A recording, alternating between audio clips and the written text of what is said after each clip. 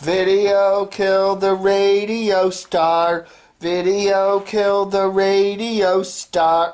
Oh, hello. You've stopped by to see me. How you doing, everybody? It's Dave of Dave TV DC Media Edition. Just looking at one of my favorite books here. It's called Radio's Redux by Phil Collins. You know, the guy from Genesis. Remember? He wrote a book. I don't think it's him, but anyway, it is Philip Collins. Really cool old radios. And I love looking through these old books. I always thought, if I was rich like Donald Trump, I would like to have a collection of old radios. I actually have one or two, but, it's just, it'll be in my dreams. And, of course, I was looking through some of the nice things I got this year. This was a nice Christmas card here, postcard from Mr. Morris Jones, formerly of Channel 7 and News Channel 8, and, yeah, where does it say? Merry Christmas? Oh, it says Colorado. Yeah, he's back in Colorado where he's from, and so anyway, so Morris, yeah. So I was just doing one of the things I do at the end of every year here on DCR TV is I do a wish list. What I would like to see in the next year. I do this. It's what I call mental masturbation, because nothing ever happens. I make these pronouncements, they never happen, but I like to do them because I'm a pompous ass, so I will do another one this year. What I'd like to see on the radio dial in 2017. I was going to do TV too, but who gives a rat's ass? Nobody watches TV anymore. I don't care. What I'd like to see on the radio side of things, you know what I'd like to see? A dream kind of swap, okay?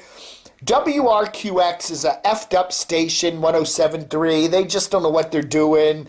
Bill Hess, who's he's the mastermind behind Wash and Big of the old days, he's now running Cumulus's DC cluster, and he's been trying to fix RQX, but they're up against Fresh, and they're up against Hot 95, and they're up against PGC. So what I would like to see happen is I'd like to see them just get rid of the moving van, come in and just take everything out of RQX and just clean it out, get rid of the call letters. They should make a deal with CBS, okay? What does CBS need? CBS needs a better signal for LZOL 107.9. It just ain't cooking out there in Annapolis. They need a signal that's inside the Beltway. A Latino, Hispanic, contemporary format like LZOL could be killer in Washington if it had a killer signal inside the Beltway. And 107.3 would be perfect. It'd be, make some sort of a deal. I'd love to see a deal between Cumulus and CBS. There have been rumors that the two companies have been talking to each other. I don't know, but I'd like to see that happen. Now, CBS is going to get spun off as some separate company probably in 2017, but it would be nice to see them. Maybe they could buy 107.3, or maybe they could lease it out and move LZOL over to 107.3. And then what would happen to 107.9? You know what 107.9, what should happen to that? BAL Radio in Baltimore ought to make either a lease deal or a buy deal to get 107.9 and put the AM 1090 News Talk signal on that signal. What would that do for BAL? It would give BAL a fairly decent FM coverage signal in Baltimore and down in Anne Arundel County and even onto the Eastern Shore and way over into Easton, because that's 107.9 signal is originally licensed to Annapolis. So it would be a much better fit for them. And so I think that everybody's problem solved. LZOL gets a better signal. WRQX and all of its problems go away. And BAL in Baltimore gets an FM signal, which they so desperately need. So that's one of the things I would like to see. Another thing I would like to see is Dan Snyder. I mean, yes, it would be nice if he just sold the Redskins to somebody else. That ain't going to happen. But at least get rid of his radio arm. I mean, to have the team on 980 AM, first of all, nobody in Washington listens to AM anymore. So 980 AM is a joke. And then he's got these two little rimshot dinkwad FMers. The Redskins need to be on a big, powerful station, okay? They need to be on a major FMer. not a dinkwat little red zebra crap. He needs to just bail and make a deal. What I think Dan ought to do, and I think I said this before, but it's an even better idea for 2017, is that Dan Snyder should make a deal with Hubbard, which owns WTOP, and just say, here, Hubbard, here's my whole thing, here's my dinky little radio stations, and by the way, you can also take the Redskins radio rights for the next 5 or 10 years. And then TOP can put the Redskins on 103.5, 103.9, and 107.7 and get killer mid-Atlantic coverage for the team on the radio. That's what needs to happen. And then what TOP needs to do, and I've said this, I think TOP needs to do some sort of a re-imaging for 2017. The station's sounding fatiguey and stale. They need to get some new jingles or liners or whatever, or work on some new graphics.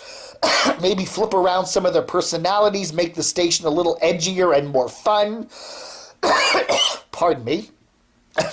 And, one of the things that would be cool if they could split off now and synergize maybe a sports talk format and maybe even a talk format out of the WTOP all news format. Why not? They got Federal News Radio. That could easily be molded into a plain old talker, at least keep Federal News stuff on during the prime time hours and then put talk, make that more into a rival, say, WMAL, and then take sports talk and use some of Dan Snyder's signals, and they could have WTOP News, WTOP Talk, and WTOP Sports. 3 distinct streams that are all also broadcast. I don't know. They need to do something like that. Anyway, as for WMAL, I think they're making a big mistake by splitting up Brian and Larry. They have a chemistry together, as goofy as it is. I like hearing both of them in the morning. They play off each other well, and I think it's a mistake to pair Brian with somebody else in the morning. Although we'll see, maybe they'll have somebody good, but I kind of think that's going to be a disaster. I really think that they need to take, instead of moving Larry to afternoons, yes, get rid of Michael Savage. He's an old warhorse, bombastic idiot. Get rid of Michael Savage, but then have an all-new afternoon show with different hosts, okay? And keep Brian and Larry together in the mornings. That's what I think. The other thing MAL needs to do, and they really need to do it now that Trump's going to be president, is they need to mix it up more with some more middle-of-the-road and liberal folks on the station. That doesn't mean they need to abandon their generally right-wing talk, but they got to realize this is a very lefty market. There's a lot of liberals that listen to MAL like me, and they want to hear a little bit of give and take on the station. They don't want to hear every show just being bootlick, goose-stepping righties. They want to hear a little bit of give and take. I would even suggest taking Chris Plant, getting him off of the 9 to noon slot and moving him to afternoons and pairing him with a liberal and then get somebody new for that late morning slot. That might even be a better idea. At least you balance Chris Plant.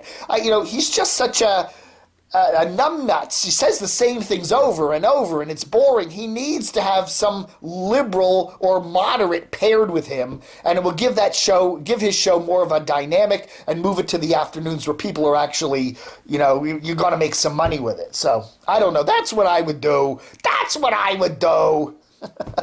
Music-wise, I don't know. I don't listen much to music radio anymore. It would be nice if DC could get a really cool oldies station. We do have Big, which plays classic hits, but if we could have a fun oldies station that played 80s, 90s, and 2000 stuff, just fun songs, everything from like the B-52s to classic hip-hop to whatever. Mix it all up, and that would be a fun format. We could use a really good AAA format, like The River up in Boston or San Francisco, K-Fog or something like that, where it's like an adult rock station. We could use something like that. I don't know. I don't know who would do that, but you know, we don't have enough frequencies anyway. I would like to see WTMD up in Baltimore, Towson University's 89.7 with their AAA format. I'd like to see them figure out a way to get a signal into Washington, whether that means getting on one of, say, WAMU subchannels and then getting a low power FM in the Washington area to piggyback that on. I don't know, but they need to get their signal, a better signal into Washington and expand and do some involvement in the Washington market. I think that would be good for the radio listeners in Washington, and it would be good for WTMD. So that's what I would like to see.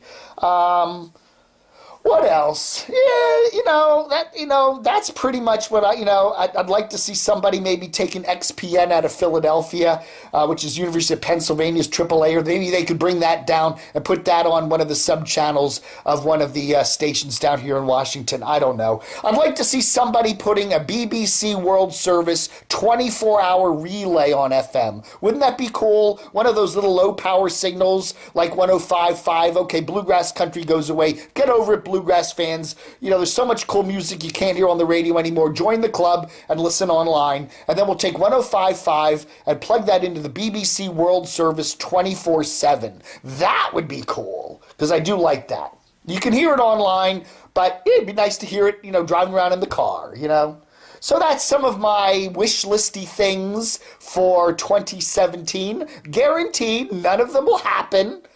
They should, but none of them will happen. But anyway, thanks for being here. We're going to have our 20th anniversary in 2017, so it should be wackadoodle. DCRTV, don't forget, help support the site. We depend on you. Make a donation, PayPal it to DCRTV at DCRTV.com, or just click the little support DCRTV little linky dinky on the front page. There we go. All right, the last Dave TV DC Media Edition for 2016, 30 December.